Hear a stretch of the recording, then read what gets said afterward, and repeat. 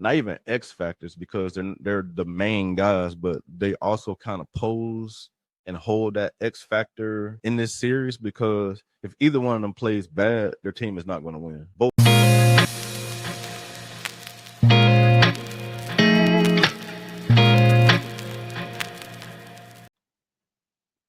Did you guys catch the crazy ending to game one?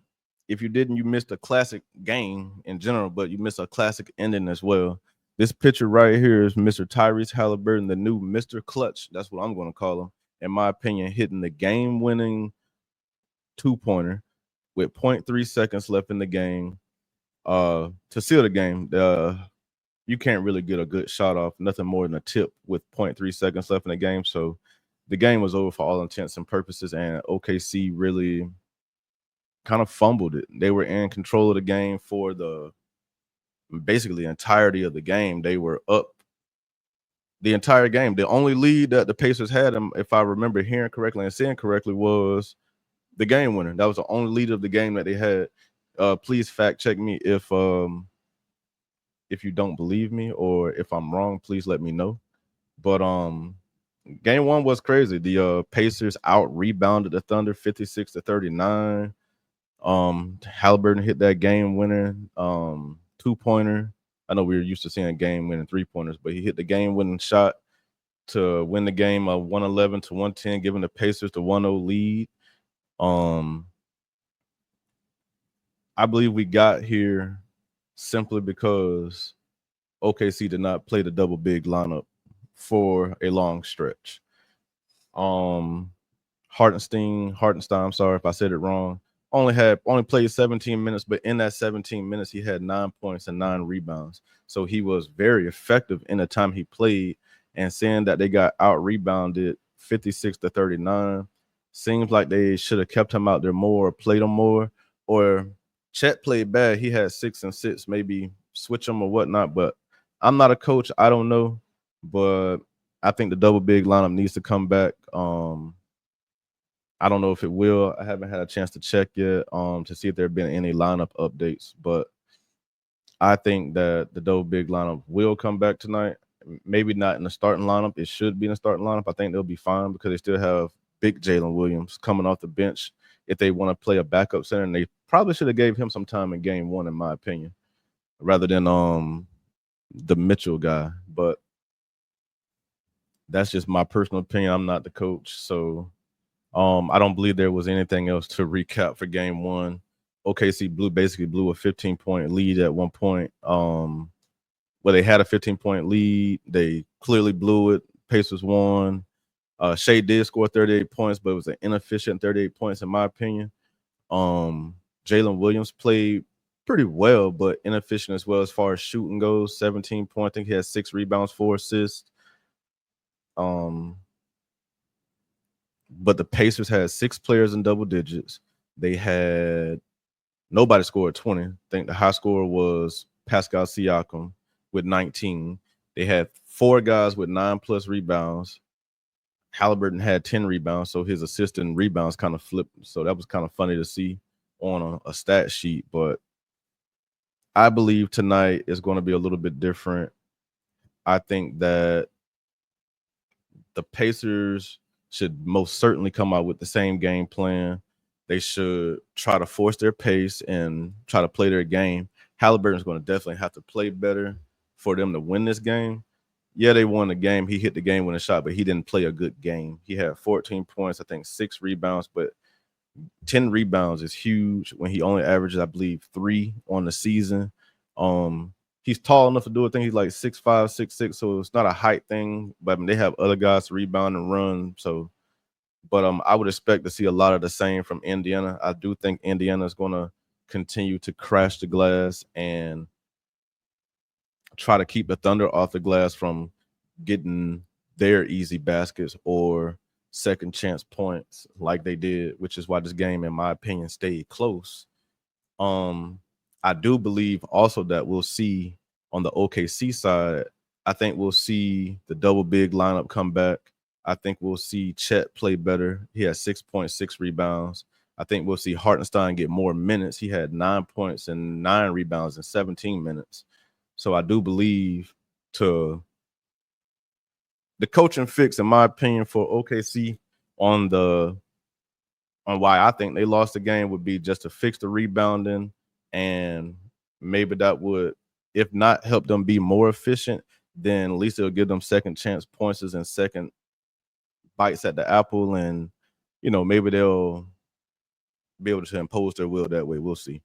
But I expect a good game. I expect another good game. I don't believe that the betting line is going to be what the game is, which is 11 points right now in favor of the Thunder. But I believe that as long as SGA does his thing, or if he does most of his thing, and Williams and Holgram come along and play the way they're supposed to, then I believe then I will get the result that I was looking for as far as betting, and that would be an OKC win. And I picked the OKC Thunder to win in 5. If you didn't know, I apologize to anybody that I may have offended with that pick, but they could still win in 5, a lot like the 76ers did. I'm sorry, like the Lakers did when they played the 76ers back in 01, I believe, when the Sixers won the first game. Allen Iverson did his thing, scored 40-some-odd points, and the Lakers swept the rest of the series. That's a very real scenario here. I can see that playing out, especially if OKC regains their form and gets back to the OKC that we're used to seeing, which the only thing they didn't do in the last game was rebound a little bit better, but they forced 25 turnovers, but they didn't score off of them. If they would have did what they usually do, which is punish people when they get turnovers, they would have won this game probably by 10 or more. But expect both stars to be the keys to the game, SGA and Haliburton. I believe they are the keys to the game. I believe they will be the ones that will, like game one, be the deciding factor in how this game and more likely this series plays out. So those would be my two factors. Not even X factors, because they're the main guys, but they also kind of pose and hold that X factor in this series, because if either one of them plays bad, their team is not going to win. Both teams have the potential to, but the likelihood, if either one of them plays bad, like if Shai was more efficient, the Thunder probably win. Even though he scored 38 points, you can't look at just the points. He was inefficient. So if he's more efficient, they probably win. If Pacers play more, if Haliburton plays more efficient, the Pacers may win by more. So that's all the point I'm really trying to make with that. I think the stars are the stars. They're stars for a reason, and I do believe that both of them kind of are the X factors for both teams. Yeah, Williams has to play good. Chet Holmgren has to play good, or better at least. And that will help them. But Haliburton is both the star and the X factor. If he does not play good, the Pacers will not win. And they got lucky and won this game by 1 point on his buzzer beater, basically. But will it happen again? Will it keep happening? So yeah, he is probably the new Mr. Clutch, and he is proving a lot of people wrong about the superstar star thing. But I just believe that the stars are going to determine who wins each game. And I believe we'll get I knew in the first quarter last game that the game was probably going to be close, even with the turnovers, just because the Thunder could never really pull away. And in this new NBA, a 15-point lead is nothing to come back from. We've seen it several times here in this playoff. So to see somebody with a 15-point lead at any point before the last few minutes of the game is just like, okay, they still have a chance. So with the sports book and betting lines, only thing I'm really going to touch on, like I said, is they have the Thunder right now as 11-point favorites for game 2. I do not believe that is a good bet. Game 1 was 9.5, and they lost by 1. This game is 11, and they could very well be a close game again, especially if it plays out similar to how game 1 played out, with the rebound and turnovers, lack of efficiency and stuff like that. I do think you could see a repeat of the closeness of game 1, and this 11-point spread is not going to work out for many people. The money line, the Pacers are still the underdog. They're going to remain the underdog probably for the remainder of the series, especially if the Thunder win tonight. They're probably going to be the underdog. So the over and under is sitting at 228 right now. Last game was 222. So I've never been great with the over under. So take that for what you will. Good luck to it. For the people that play with the over under, it's just, I don't know. But I do want to touch on some player props. Some that I saw were Haliburton for 8.5 assists. He had 6 in the first game. This is probably going to be one of those tough, grinded out games in the paint. Not in the paint necessarily, but just tough defense on both sides. So I would be careful with him getting 9 assists. He could get it, sure, especially if they play the way they want to play, cut down turnovers. Maybe he does get more assists, but I think a safer bet would be Chet Holmgren for 8.5 rebounds, 9 rebounds, however you want to look at it. I think he's good for 10 rebounds tonight. I think he'll play more minutes. I think he'll be a little bit more efficient. I think Hartenstein is another person that's good for his rebounding prop. I think you would take him for 8+ or 10 rebounds. I think that's a good bet tonight. I think him and Holmgren will be better on the glass. So I think those are good bets. And anything with Miles Turner in it, don't take it. But the odds makers were obviously wrong about a lot of things in game one. So if you think they are right, or if you think the odds makers are going to be wrong again on a lot of these, then you may have a good night if you're betting against the odds makers. But some of my predictions for tonight, my prediction is OKC is going to win this game tonight. I am skeptical to say they're going to win by 11 points. I don't think I see that in the future.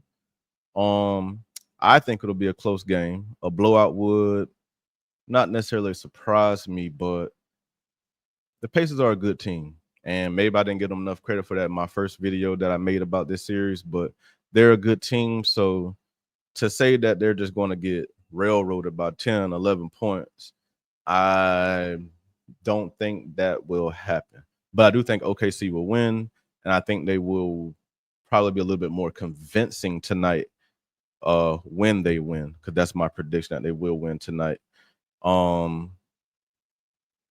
The Thunder are 8-2 at home this postseason, just got their second loss, so they play well at home, but the Pacers are 7-2 on the road in the playoffs, so home court advantage doesn't seem to matter to the Pacers or not. They seem to play better on the road. They have had some bad games at home, but the Thunder have been pretty incredible at home and on the road, except for in the Denver series, but they're here now. So what do you guys think? And drop down in the comments. Tell me what your bold prediction or what your prediction is for tonight's game. Do you have the Thunder winning this game or bouncing back, getting some vengeance for game one and how they lost at the last minute at home? Or do you think the Pacers could go up 2-0 and take control of the series? Because if they go up 2-0 going back home, I'm not going to say the Thunder are in trouble, but they will be in for the fight of their life for the remainder of the series. So this is as close to a must-win game for the Thunder, not from a analytical standpoint, but just from what I see and what I've seen happen over the years. They probably need to win this game. For confidence reasons, for if they slip up again reasons. You probably don't want to go down 2-0 this early, losing both games at home and that going to the other team's home next week for game 3 down 2-0. I don't think that's something they want to have in their bingo cards or something that they really want to play with. I think that would be playing with fire. The Thunder need to rebound better. Simple as that. They need to get more from their role players, and they'll be okay. The Pacers do the same thing. 6 players, double figures, hit the glass, play at your pace. I don't think they'll have a problem. They'll either keep the game close or they may win again. Who do you guys think is the X factor for this game 2? I believe the X factor for this game 2 are the stars. Definitely for the Pacers is Haliburton. If he plays bad, they're not going to win. If Haliburton plays bad, the Pacers would not win this game. I don't care how everybody else plays. I promise you they will lose this game if Haliburton plays bad. So he's definitely the biggest X factor, in my opinion, for this game.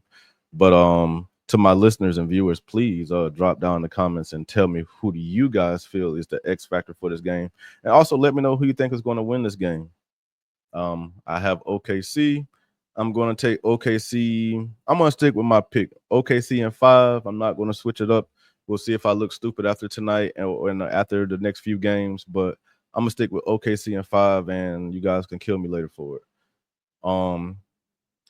I will try to be back tonight with a post-game reaction. I really want to get a post-game reaction in and a look ahead to game 3, but I do want to do a post-game reaction. Even if it's short, I will try to jump on a live and do it. But if I don't get a chance to do that, I will be getting another video out as soon as possible.